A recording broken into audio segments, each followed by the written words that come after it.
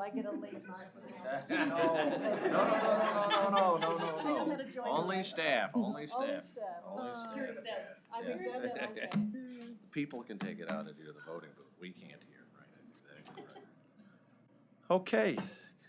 Good morning, everybody. Will the clerk please call the roll? Good morning. Calling the roll for the Monday, April 18th Board of Control meeting. It is 11:03. Dale Miller. Here. Nan Baker. Here. Jim Boyle serving as an alternate for Purnell Jones. Present. Nicole English serving as an alternate for Mike Dever. Here. Mike Chambers serving as an alternate for Armin Budish. Here? Lee Tucker serving as an alternate for the fiscal officer. Here. Paul Porter. Here. We have a quorum. Okay, next we have our review of the minutes. I will make a motion to approve the minutes from April 11th. Is there a second? Second. Second by Ms. Lee Tucker. All in favor, say aye. Aye. Opposed? The minutes are approved. Do we have any public comment? No public comment. Okay, let's move on to our first item. First item, BC 2022-230, Department of Public Works, submitting an agreement among Board of Park Commissioners of the Cleveland Metropolitan Park District and Northeast Ohio Regional Sewer District in the amount not to exceed $50,000 for sewer maintenance services and disposal of wastewater sewer grit, commencing upon agreement signature of all parties for a period of 1 year. Nicole English with Public Works. This is our agreement with the Metro Park, similar to the, what we do for municipalities. We have some of these offshoots, Lorraine County, and then this one is the Metro Parks, RTA, we have one too. And so this is when they call us if they need anything related to their sewers, that we would clean them out. It's three-party because we then take the sludge material to the sewer district, and so then they pay the sewer district for that disposal. So that's what that portion is. And we did answer a question about the hourly rates and included them in the attachment. Thank you, Nicole. Are there questions from the board on this item? Seeing no questions, I will make a motion to approve. Is there a second? Second. Second by Mr. Boyle. All in favor, say aye. Aye. Opposed? The item is approved. Next item? Next item, BC 2022-231, Department of Public Works and Department of Sustainability, submitting an amendment to a contract with AEP On-Site Partners, LLC, for the purchase of electricity generated by rooftop solar systems installed at various county facilities in connection with the aggregated solar project for the period June 1st, 2019 through May 31st, 2029, to extend the time period to December 31st, 2031, to change the scope of services to increase the size of the array system at the Harvard Road Garage effective May 1st, 2022, and for additional funds in the amount not to exceed $121,950.13. So this is an amendment to our 10-year power purchase agreement with AEP Energy. Excuse me, can you state your name for the Oh, record, I'm please? sorry. This is Valerie Katz. Thank you. I'm Deputy Director for the Department of Sustainability. So this is an amendment to our 10-year power purchase agreement with AEP Energy that outlines our procurement of electricity from solar panel installations on 4 county buildings. So in 2019, the county implemented its plan to install solar panels on 4 buildings, the Medical Examiner's Building, the Animal Shelter, and the Jane Edna Hunter Building, and the Harvard Road Garage. In 2019 and 2020, panels were installed on 3 of the 4 buildings, but because of roof problems at Harvard Road, the panel installations were delayed. Now, 2 years later, the roof problems have been remedied, so we're ready to proceed with installation and to activate the portion of the power purchase agreement that includes the Harvard Road Garage. However, roof repairs also resulted in more open roof space for the project, which is allowing us to increase the size of the installation by about 100 kilowatts. So this will increase the size of the installation from 672 kilowatts to 782 kilowatts. So this means that we'll be buying more energy from AEP, more solar energy from AEP, but we will also be offsetting the amount of energy that we have to buy from First Energy. So we do see an increase in the price of the contract over the course of 10 years, but we're also going to see a reduction in the amount of electricity that we have to procure from First Energy. And we already have seen we've already seen savings in the past 2 years with the existing solar installations. So this amendment is to reflect that increase in size and to acknowledge that we're going to be activating that Harvard Road installation power purchase agreement. Okay, thank you. Are there questions from the board on this item? Yes, please. So I was curious on the return on investment, and I think I just heard you say in the last sentence that there is a savings over the last 2 years in energy costs? Yes, so we've seen a savings of a little over $17,000 at the 3 sites that are already producing power. And the Harvard Road garage, because the roof is so large, we will actually more than double our solar capacity.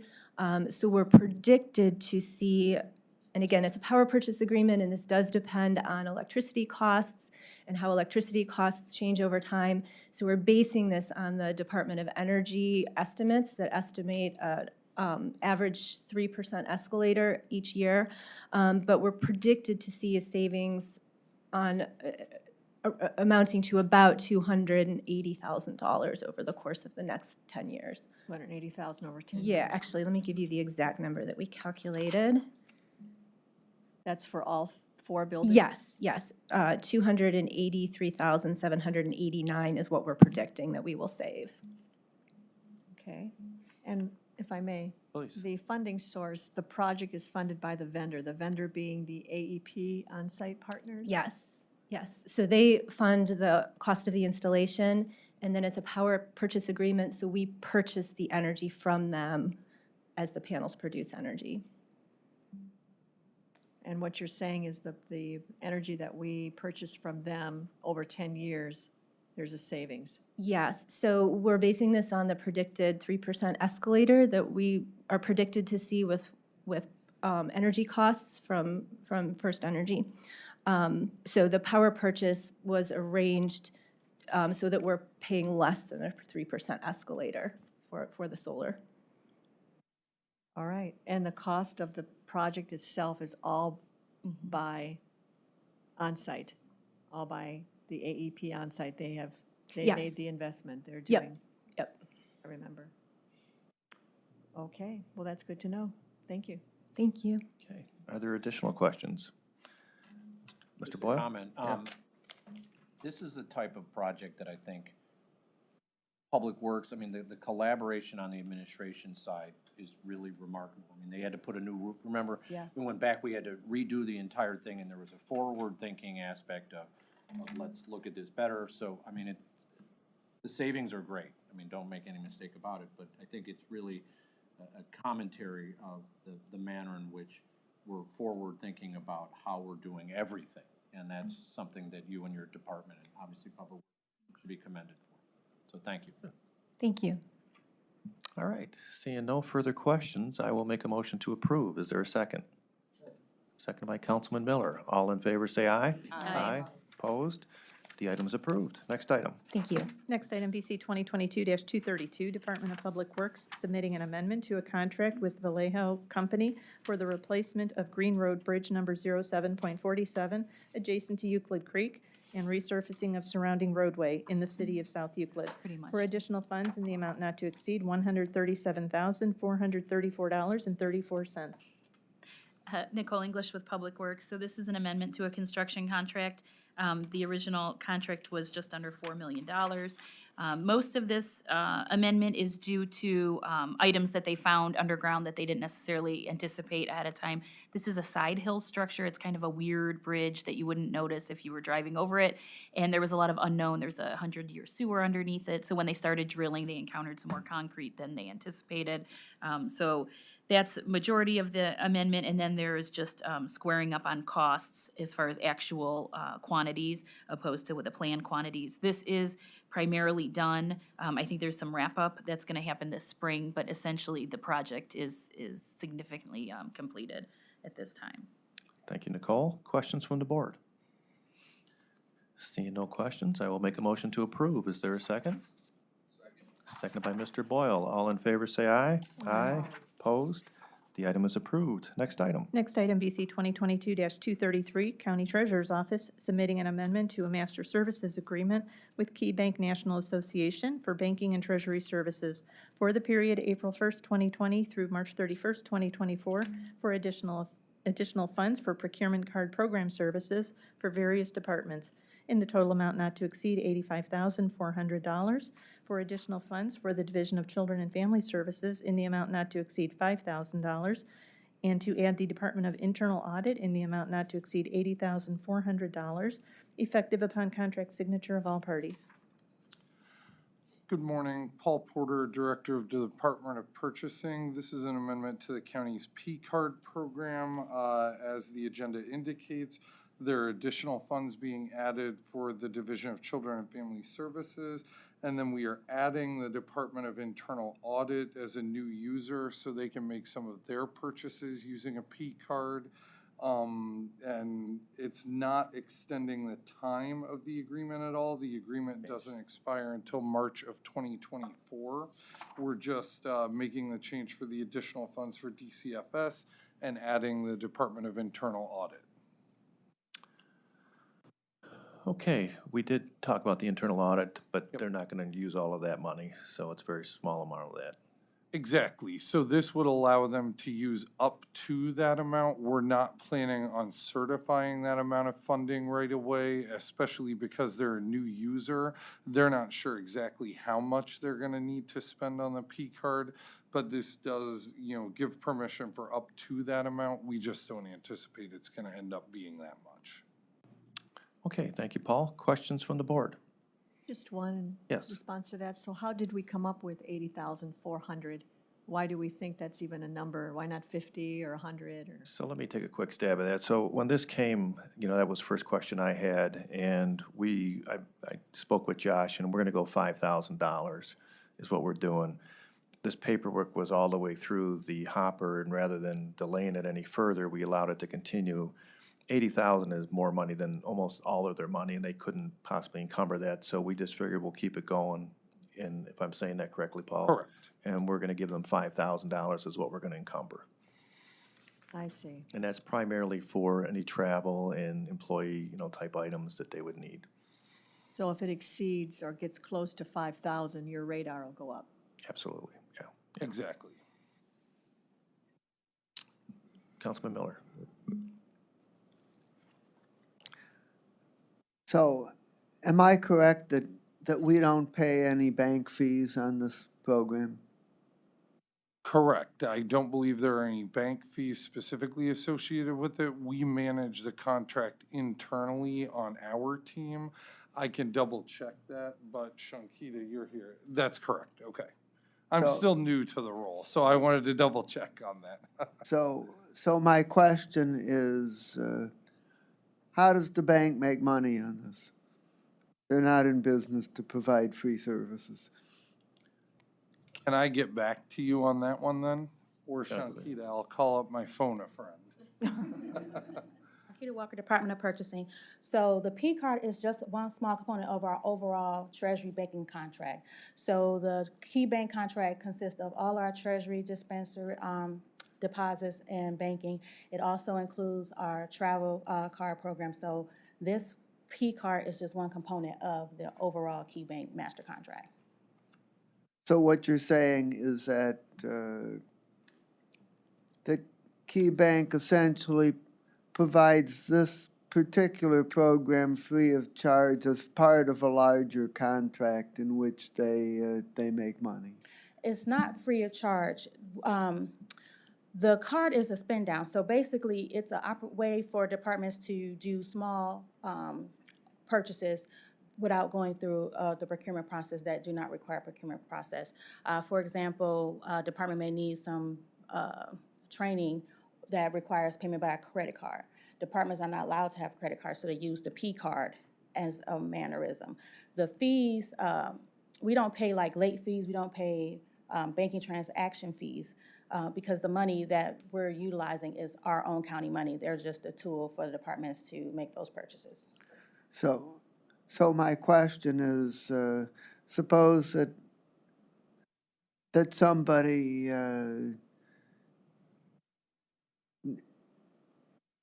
needs to buy some supplies while out on the road, and they use the P card, and they spend $100, and the $100 pays for the items purchased. How does the bank make any money on that? In that instance, they won't make any money because it's the county department money, so it's a spend down account. So the department, for my example, they're gonna have $5,000. Every time they spend money on that card, it's going to be deducted from that $5,000 until it gets to zero. So in that instance, the bank won't make any money on that particular transaction because it's county funds just in a vehicle for departments to use it. So why is the bank willing to provide this service without making any money on it? Because this is a component of our master contract. So they make money with our treasury services, the deposits. They make money with that component, like they're in the agreement of the original contract. This is just a vehicle or two that we're utilizing as part of the Keep Bank contract. If, Shankita, if I could add on to the end of that, this is similar to having like a debit card on your own personal checking account. The bank might not necessarily charge you a fee to have a debit card, most of them don't. Where they make their other money is on things, you know, like loans where folks pay interest. We're just saying how much of our own money is gonna be accessible on the card. That's what I would kind of liken this to. And keep in mind, about $3 billion flow through our property tax collections every year into them, so they do make money on other avenues of our banking services, so. Any additional questions? Fantastic that we're so worried about the profit margins for the Yeah. banking industry. But I'm curious, what did internal audit do before? I mean, how did they do their, Paul? Sure. So everything internal audit was doing was coming through the typical procurement process as long as it met, you know, the required thresholds. This came up because they had a couple of training opportunities to attend and it required payment by credit card. Sometimes, especially if there are, you know, transactions that are more expensive than just like $150 for a half-day training session, a staff member might not want to pay for that themselves and then get reimbursed for it. That's why I think they started looking at this as an option. Does it make any difference from the law side that internal audit is a non-executive agency? And so I'm curious, I mean, like planning commission, some of the other entities, were there any contractual issues with that, or is that something that moving forward we should look at too? This is Jared from the Law Department. I haven't looked into that specifically, Jim. I can if you would like. Yeah, but- no, we'll talk afterwards. I just, Okay. I wasn't sure, because I, you know, look, we want efficiencies, but on the other hand, I don't want to minimize the independence of the auditor's office. Certainly, I don't think this in any manner impacts that, but it is something in my mind I start thinking of. We'll talk after. Okay. And keep in mind too, sometimes you can't get reimbursed till after travel, you're booking that a month in advance, and some people, it helps some of the employees. Yeah, but I mean, I would look at, like, does the planning commission, for example, do they have P cards, or are they already authorized in here? Sure. I'll have to take a look to see the exact list of all the departments because we have a variety of different P cards at this point, and some departments, especially larger ones, have multiple users. So I can get that info over to you so you have kind of a lay of the land of who's got a card. Thank you. Thank you. Sure. Okay, seeing no further questions, I will make a motion to approve this item. Is there a second? Second by Mr. Boyle. All in favor, say aye. Aye. Opposed? The item is approved. Next item. Next item, at the request of the department, the next item will be read into the record with the corrected funding source. Item BC 2022-234, Department of Information Technology, on behalf of the Department of Health and Human Services, Cuyahoga Job and Family Services, submitting an amendment to a contract with OPEX Corporation for licensing, support, and maintenance on Model 72 AS 7200I scanner for the period April 6, 2015 through April 5, 2022, to extend the time period to April 5, 2023, and for additional funds in the amount not to exceed $14,140. And the funding source is being corrected to read Health and Human Services Levy Fund. Good morning, Janelle Green, Department of IT. This scanner is through OPEX, and it's it's a large scanner that scans the envelopes as they come into HHS to allow them to easier the ability to separate and sort the mail and to distribute them throughout their facility. This is something that we present annually, and this is a proprietary system that we process for them. It is late because of me, and it sat in my inbox. Yes, I take ownership of it, yes. That it sat in my inbox, and we have created a process to avoid that in the future, and so it will no longer sit with me and get processed in the timely fashion that it needs to be. Thank you, Janelle. Are there questions from the board? Okay, seeing no questions, I will make a motion to approve the item as amended. Is there a second? Seconded by Ms. Nicole English. All in favor, say aye. Aye. Opposed? The item is approved. Next item. Next item, BC 2022-235, Department of Information Technology, submitting an amendment to a contract with Sterling Data Center, LLC, doing business as Blue Bridge Networks, for lease of space located at 1255 Euclid Avenue, Cleveland, to house and maintain county-owned fiber and 5 server racks for the period November 1st, 2013 through December 31st, 2023, to expand the scope of services by adding co-location services for the county prosecutor's office, effective upon contract signature of all parties, and for additional funds in the amount not to exceed $68,770. Janelle Green, Department of IT. This is allowing the prosecutor's office to have a cage or a space next to ours at Blue Bridge. This allows for redundancy and backup because we all know the water damage that they experienced last year. Just gives them the ability to have more security and still be able to operate should anything happen to their facilities. So again, this is kind of attaching to our larger cage and to allow them to still function. Okay, Janelle, thank you again. Questions from the board? Mr. Boyle? I see, this is the 5th amendment, and I think the lease of the space was on way beyond the 5th. I mean, what, is there a long-term strategy? I mean, and obviously it's the prosecutor's office. I mean, what do we have a plan what we're doing here? So we actually have been looking at this. So we've been examining other facilities just to see, because we want to actually something, it would be better if we had something off of our same power grid. Right. So we are looking at other facilities in which to house this, but you know, there's not very many and we have to go and examine those. And you can't just pick up and move. I mean, Right, and all of that costs money that we don't necessarily have to operate. So a lot of that would be not only the moving costs, but installation and setup fees that, you know, that will hit our budget pretty hard. So, I just wanted, I mean, it's something that you guys, that's in the conversation. yes. Okay, that's fine. Thank you. Okay, any additional questions? Seeing none, I will make a motion to approve the item. Is there a second? Second by Mr. Boyle. All in favor, say aye. Aye. Opposed?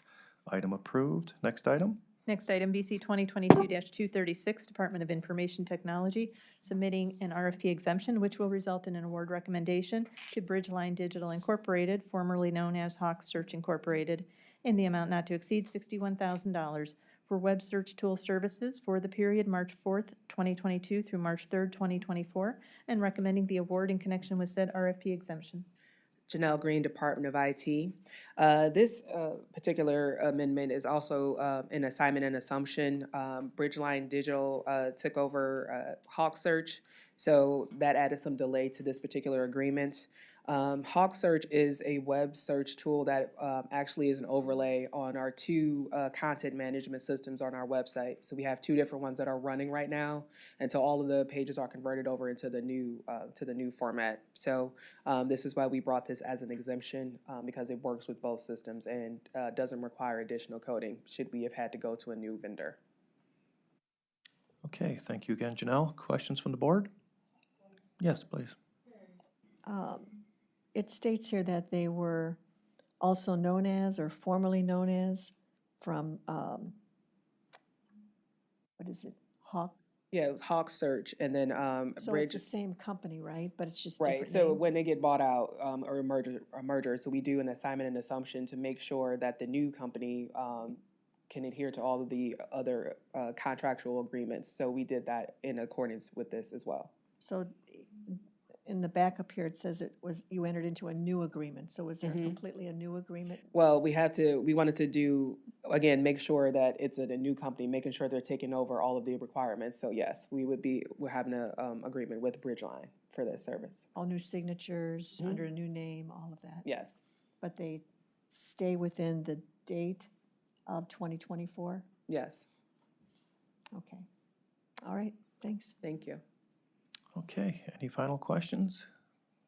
Seeing none, I will make a motion to approve. Is there a second? I'll second. Seconded by Councilwoman Baker. All in favor, say aye. Aye. Aye. Opposed? The item is approved. Thank you. Next item. Next item, BC 2022-237, Fiscal Office, submitting an amendment to a contract with Manatron Incorporated for the purchase of Marshall and Swift rate table data licenses for the period January 1st, 2021 through December 31st, 2021, to extend the time period to December 31st, 2022, and for additional funds in the amount not to exceed $138,905.76. Good morning, my name is Lou Gentili. I'm in the fiscal office, the appraisal department. The appraisal department is requesting approval for an amendment to the contract with Manatron Inc. For access to the Marshall and Swift cost rate tables. The tables are utilized for valuation assessment in the appraisal department. It helps us develop building costs on residential and commercial properties. And the funding source for this is the Real Estate Assessment Fund. Thank you, Lou. Are there questions from the board on this item? Just one, and I see you have a lengthy here timeline for late submittal. Wow. But the bottom line is, I guess, is that this is something we've already been doing. We knew it was going to expire at the end of 2021, so without reading all of this was just a bottom line answer why it is that You want to handle we that? couldn't. Michael Zapola, fiscal office. This is normally, we have to get the parcel count out to them, and then they have to turn that around to a quote, then we have to turn it around in legal to a contract. Okay. So that usually causes us a little bit of delay at year end. We got the documents primarily in January, but then we had a little bit more of an insurance requirement this year. Cyber insurance has become more prevalent and a bigger issue.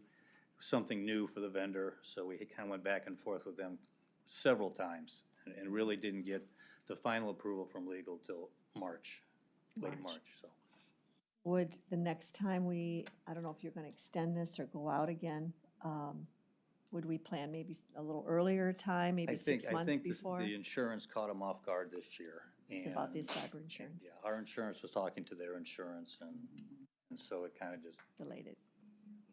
we should be fine going forward with that aspect. Now, it says here also in the backup that this is ERP determined, the planning has, This determined. ties into the Harris project. Okay, Not the ERP. Yeah, it's not the actual, it's the Harris ERP. okay, well, the project. backup says ERP, so it should be. Bad, yes, So depending on the Harris project and its timeliness, yes. this could be eliminated, I or? don't think it would be eliminated, I think it'd be revised. I think we'd still need to get the rate tables, Right. but it But would be through just in a Harris. different way, through Harris, maybe.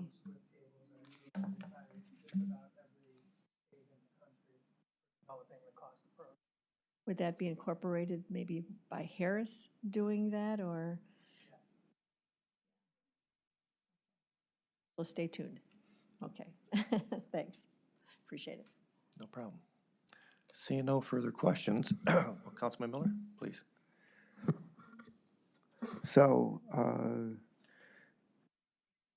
Harris is supposed to be up and running in October. If we don't need this for the whole year, can we use just part of it, or are we committed to spending the full amount? It's a subscription that you pay yearly, so it would be for the entire year. We will utilize them. By statute, we have to keep the tables from the beginning of the reappraisal all the way through the next reappraisal, so they are used all the time, every year, whole cycle. And when this gets revised under Harris, do we expect that the cost for this particular contract would be less, or would it not change? No, my guess, if I had to estimate, it'd probably stay the same. Cost is based on your parcel count. So depending on, and that doesn't fluctuate very much in the county. So the costs are going to be the same, either fluctuate much. Okay, thank you. Okay, any final questions from the board?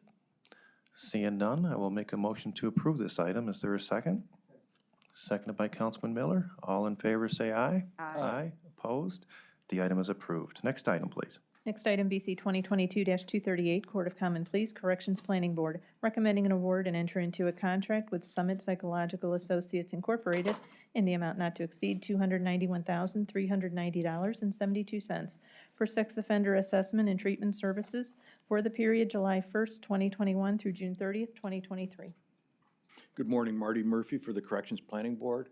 This is a new contract. It's with Summit Psychological for sex offender treatment in Cuyahoga County for the 2-year period. That's a little bit deceptive in that we did not start services with them until October. The actual grant that this was awarded on was July 1 grant award. There was some confusion in terms of the provider, in terms of the ethics training and completing that versus completing the registration in the county, and that dragged on for literally months with us going back and forth with them. Okay, Marty, thank you. Are there questions from the board on this item? Councilman Miller.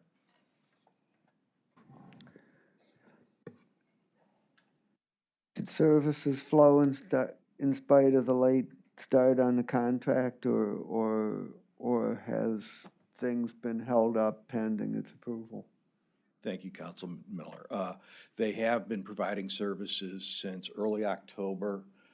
They have not been paid for those services.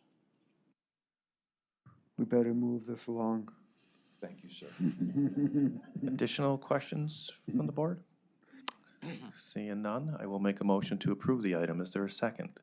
Second. Second by Mr. Boyle. All in favor say aye. Aye. Opposed? The item is approved. Next Thank you. item.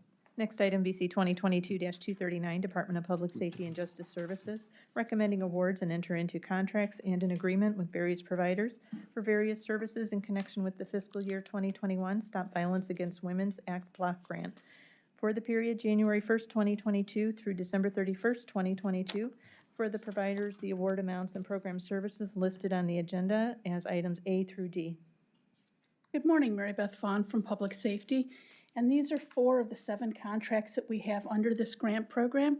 These are specifically with nonprofit agencies that provide services to combat crimes against women. You will note that they are late. They actually go back to January 1st. That would be because the grant that funds this program, we did not receive the award until March 23rd. And the award was actually accepted at last Monday's Board of Control meeting. Thank you, Mary Beth. Are there questions from the board? Please. Only because this ends at the end of the year? Correct. So were services given even though? Yes, so these, actually, all of these providers have been under this program for a long time. Right. So they have continued to deliver services, but we've not paid them. Okay. Once these are approved and we get the contracts in place, then I have a number of bills that I'll be able to go ahead and reimburse them for the services. So they're all just patiently waiting? That's correct. They're using, advancing just from other funds. Okay, thank you. Additional questions? Is this all grant money? This is all grant money. I know we've talked about it in this body as well. I mean, it's a very difficult line to be in, where we're providing services under a grant with the expectation and, quite frankly, knowledge that we're going to receive it. But I mean, one of these days, I mean, I know with the VOCA grants, I know the monies came in much differently than what we were anticipating. Larger picture, I think we have to have some conversation about making sure that our grant process and understanding, and we can't deal with what the other folks when they tell us, but it can be problematic if the money falls out from underneath us midstream. The one thing that's happening, particularly in this VAWA grant, we've known what our award has been since last September. And so because of that, one of the things that allowed us, as opposed to some other grants, because I have my JGDP grant that's not going to run, by the time you see those contracts, it's going to be probably May. But in this particular case, we knew what the award amount was. It was just a matter that the state couldn't get their documents from the feds, so they couldn't actually send out their award notices. And so all of the providers knew that the money was coming, so there wasn't really that much of a risk. And they knew to plan accordingly in case if something were to change. But we were in a good position here. So OBM went ahead and let us set up the budgets in place, which is why we're able to get these to you the week after you accepted the award. Yeah, that's quite remarkable. Yeah. I mean, There was a lot of cooperation with Sharon and with OBM to make sure that this all well, happened. let's not go crazy, okay. No, it was. There was. Fair enough. Thank you, Mr. Boyle. Okay, any additional questions? Seeing none, I will make a motion to approve. Is there a second? Second by Mr. Boyle. All in favor, say aye. Aye. Opposed? The item is approved. Thank you. Next item. Next item, BC 2022-240, Sheriff's Department, submitting an RFP exemption, which will result in an award recommendation to Action Defense LLC in the amount not to exceed $21,550 for firearm training for Ohio Peace Officer Training Academy certification for law enforcement officers for the period April 20th, 2022 through December 31st, 2022, and recommending the award in connection with said RFP exemption. Good morning, this is Philip Lilly from the Sheriff's Department. We are requesting a approval for not to exceed purchase order with Action Defense to provide firearms training certifications for our officers. Okay, Philip, thank you. Questions from the board? Seeing none, I will make a motion to approve this item. Is there a second? Second by Councilwoman Baker. All in favor, say aye. Aye. Opposed? The item is approved. Thank you. Next item. Next item, BC 2022-241, Department of Health and Human Services, Community Initiatives Division, Office of Early Childhood, submitting an amendment to a contract with Family Connections of Northeast Ohio Incorporated for program administration services and direct services for the Supporting Partnerships to Assure Ready Kids program for Invest in Children for the period February 1st, 2022 through December 31st, 2023, for additional funds in the amount not to exceed $217,087.97. Good morning, Marcos Cortez, Health and Human Services for Invest in Children. Again, this is a contract amendment with Family Connections for our SPARK program. SPARK is our early literacy program for 3 and 4-year-olds. This is where a trained parent partner goes into the home and works with the parent and the child together to prepare them for kindergarten. These funds are from the Cleveland Foundation. Okay, thank you, Marcos. Questions from the board on this item? Mr. Boyle? Oh, sorry. Seeing no questions, I will make a motion to approve the item. Is there a second? Second by Councilman Miller. All in favor, say aye. Aye. Opposed? The item is approved. Next item. Next item, BC 2022-242, Department of Health and Human Services, Community Initiatives Division, Office of Homeless Services, submitting an RFP exemption, which will result in an award recommendation to Enterprise Community Partners Incorporated in the amount not to exceed $243,303 to establish a cross-system partnership for services and benefits available to persons experiencing or exiting homelessness for the period January 1st, 2022 through December 31st, 2022, and recommending the award in connection with said RFP exemption. Good morning again, Marcos Cortez with Health and Human Services, this time for the Office of Homeless Services. Again, this is a contract with Enterprise Community Partners. This contract comes from the HUD Continuum of Care Planning Grant. These grants are to implement best practices and improve outcomes across the HEARTH Act prioritized activities. These activities can include evaluating data, engaging with and designing a homeless response system targeted to increasing income and stability for people experiencing homelessness. Specifically, Enterprise will serve as a convener of this work by facilitating cross-system collaborations among homeless services, public benefits, and workforce systems to best meet the needs of those dealing with homelessness. Okay, Marcos, thank you again. Are there questions from the board on this item? Yes, Councilwoman Baker. So this ends at the end of this year? I believe that's correct, yes. So we're already a couple of months in. Are they waiting again for their reimbursement? This is a new project to the county, so how are you managing that? I'll reach out to Melissa. She might have a better answer than I would. Good morning. Melissa Stark, Office of Homeless Services. Yes, the work has begun. We did not receive the HUD notification until October as well, just to give a little bit of a timeline. And in addition to that, we did receive 4 times the amount we historically have in planning grant dollars, which is exciting. But with all of the partners involved in this, from our colleagues at JFS, to Enterprise, to Case Western, Heartland Alliance, and all, it took us some time also to put the plan together. However, they were in agreement and have moved forward in convening those meetings, facilitating those discussions.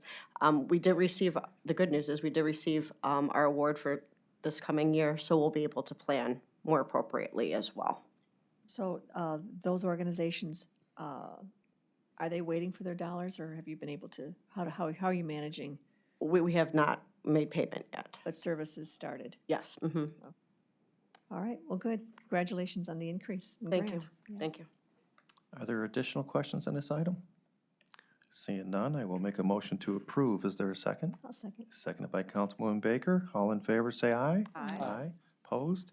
The item is approved. Next item. Thank you. Next item, BC 2022-243, Cuyahoga County Board of Developmental Disabilities, submitting an amendment to an agreement with Achievement Centers for Children for lease of space located at 24211 Center Ridge Road, Westlake, for the period May 15th, 2007 through April 30th, 2022, to extend the time period to April 30th, 2027, and for additional revenue in the amount not to exceed $85,000. Good morning, Kelly Petty with the Board of Developmental Disabilities.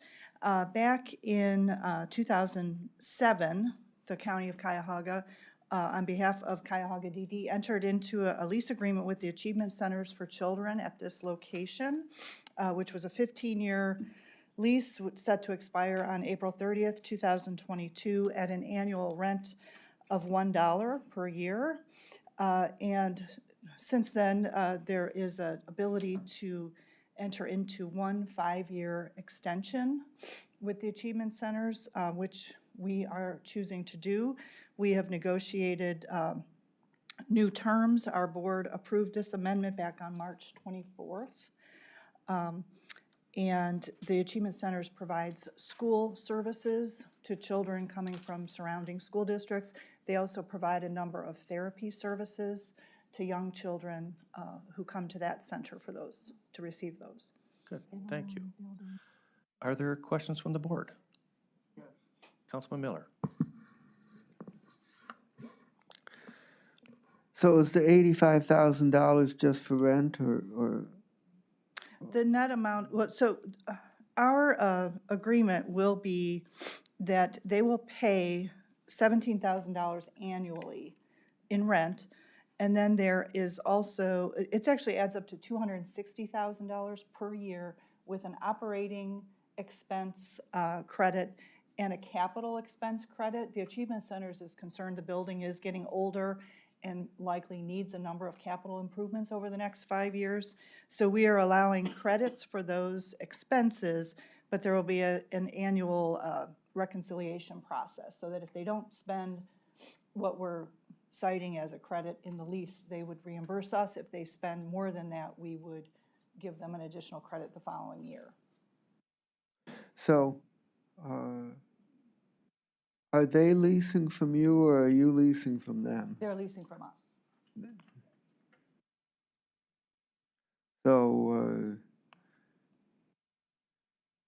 so they're paying rent, but you're going to provide them a credit for improvements that have to be made. Correct. Okay. Are there additional questions? Mr. Ball. So, I mean, we're going another 5, you're going another 5 years out, right? Correct, yes. You guys have a long, I mean, now you got 15 years before plus this 5. Longer term with this group, what's the, I mean, you guys? Well, I believe that the Achievement Centers will use this 5-year period to locate a new location to move services to. Then what are you gonna do with the building? Cross that bridge when you get to it. Cross that bridge when we come to it. We don't have need, currently we don't have a need for it. Got it. The Board of Developmental Disabilities does not have a need for it. Okay. Achievement Centers does, yes. Good. What's the square foot? I mean, I don't know. I tried to ask The council. square footage is, I don't have the exact amount. It's approximately 40,000 square feet. Wow, okay, yeah, it's a big place, okay. Okay, good. Are there Maybe a any, little less than that. any additional questions? Seeing none, I will make a motion to approve the item. Is there a second? Seconded by Councilwoman Baker. All in favor, say aye. Aye. Opposed? The item is approved. Thank you. Next item. Moving on to exemptions, item BC 2022-244, Fiscal Department submitting an RFP exemption which will result in an award recommendation to Manatron Incorporated, doing business as Omentum Technologies, in the total amount not to exceed $664,467 for support and maintenance services for various Manatron systems for the period January 1st, 2022 through December 31st, 2022, in the amount not to exceed $134,892 for the Gamma Sigma system, and in the amount not to exceed $529,575 for the visual property tax system. Hello again, Lou Gentili from the Fiscal Office Appraisal Department. The Appraisal Department again is requesting approval of the contract amendment for both systems, the Manatron MVP tax system and the Gamma system, which is Sigma, and that is a system utilized in developing our all of our appraisal values. And yeah, that's it. That's all I have. Okay, Lou, are there questions from the board on this item? I have one question. Is there any relationship between these contracts and the new Harris system which is being installed? So MVP, Manatron is a subsidiary of Harris Govern.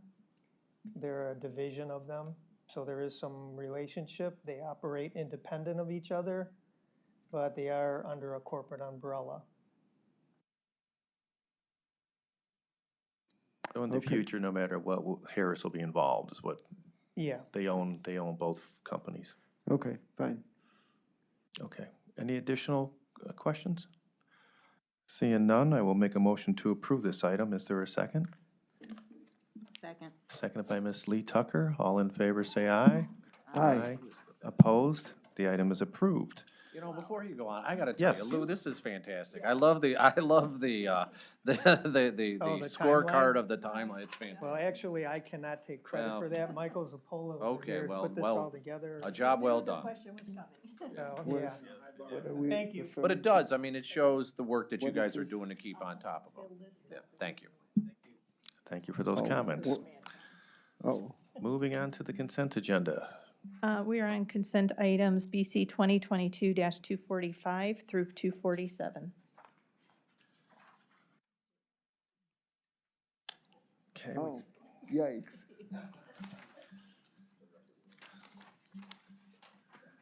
kind of a short consent agenda, just a couple travel items and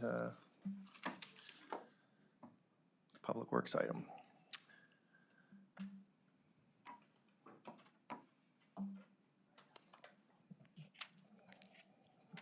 Please. Yeah, 245, how can we extend the time period an additional year with no additional funds? Just 3 months. Your name, please? Melanie Say, Department of Public Oh, I Works. see. Okay, got it. So you're able to go 3 more months with the funds that you In have? hopes to align the contract with the current state contract that's coming out. Okay, good. Good answer. Thank you. Thank you, Melanie. Are there any additional questions on today's consent agenda item? Seeing none, I will make a motion to approve today's consent agenda items as listed. Is there a second? Seconded by Ms. Nicole English. All in favor, say aye. Aye. Opposed? Today's consent agenda item is approved. Moving on to other business. We have one-time sensitive mission critical, BC 2022-248, Department of Health and Human Services, Division of Children and Family Services, recommending an award to Rockdale Youth Academy in the amount not to exceed $24,999.99 for out-of-home emergency placement services for the period March 24th, 2022 through December 31st, 2023. Good morning, Marcos Cortez, Health and Human Services, this time for the Division of Children and Family Services. This is an emergency child placement for youth to Rockdale Youth Academy. The child has been denied by all of our contracted providers because of a history of aggression and disruption of placements. We do have a contract with their parent company, Youth Opportunity Investments. However, when they responded to the RFP, they did not include this service. So we are doing the time-sensitive mission critical to add them, but they will also be added via amendment later. And just as a note, we will be meeting with Division of Children and Family Services, our contracts division, and purchasing to talk about a better way to probably present these items as going forward. Thank you, Marcos. Are there any questions on today's time-sensitive mission-critical item? Okay, seeing none, then I will make a motion to approve this item. Is there a second? Seconded by Mr. Boyle. All in favor, say aye. Aye. Opposed? Today's today's mission-critical item is approved. Moving on to public comment. There's no public comment. I'll make a motion to adjourn. Do I have a second? Seconded by Ms. Nicole English. All in favor, say aye. Aye. Opposed? We're adjourned. Thank you, everyone.